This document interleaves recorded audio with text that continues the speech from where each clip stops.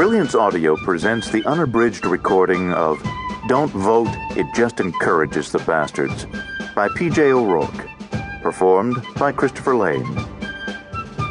To my wife Christina for her encouragement of this particular bastard and for not imposing term limits.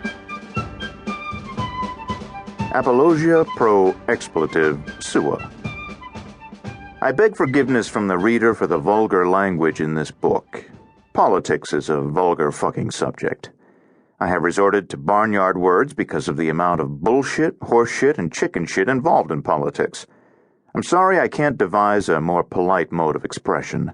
I can only blame myself. It is possible, I suppose, to take a decorous approach to politics, but I'm reminded of the American guest at a dinner in one of the great houses of Britain. The American was seated to the left of a very grand and fat old duchess, and an Englishman was seated on her right. During the soup course, the duchess farted. The Englishman, taking chivalrous responsibility, said, "I beg your pardon." During the fish course, the duchess farted again, louder than before. Once more, the Englishman said, "I beg your pardon." Then, during the meat course, the duchess cut loose with a tremendous, resounding blast. The Englishman said, "I beg—" No, the American interrupted. "This one's on me." Part 1. The Sex, Death, and Boredom Theory of Politics.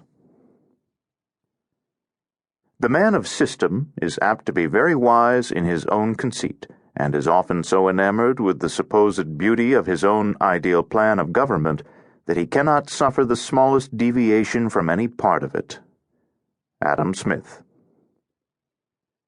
Scientific socialism would hold a special attraction for intellectuals by promising to replace spontaneous and messy life with a rational order of which they would be the interpreters and mentors.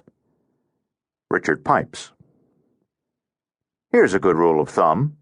Too clever is dumb. Ogden Nash. 1. Kill, fuck, marry.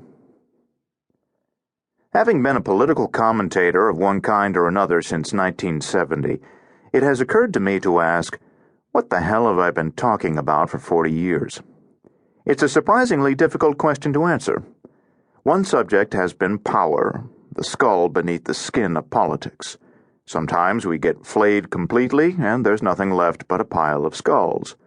Then there's freedom. From my addlepated hippie youth to my right-wing grouch maturity, I've been a fan of freedom, particularly my own.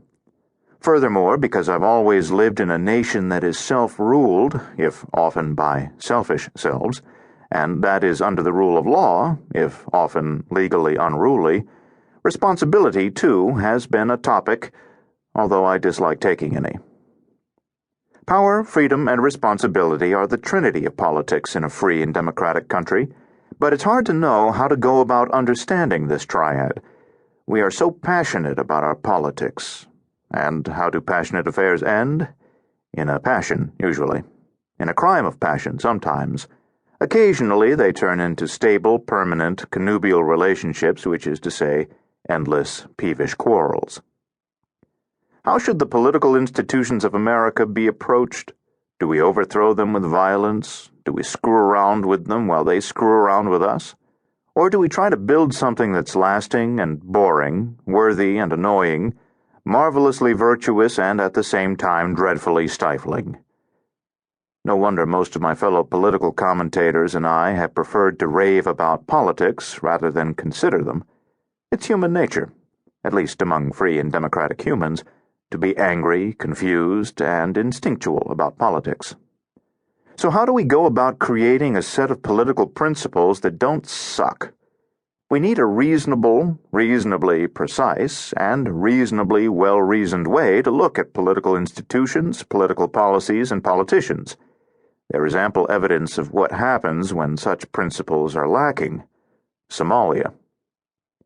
Power, freedom, and responsibility are not principles in and of themselves. They're perspectives. But we can use these three ways of looking at things to analyze politics. The game Kill, Fuck,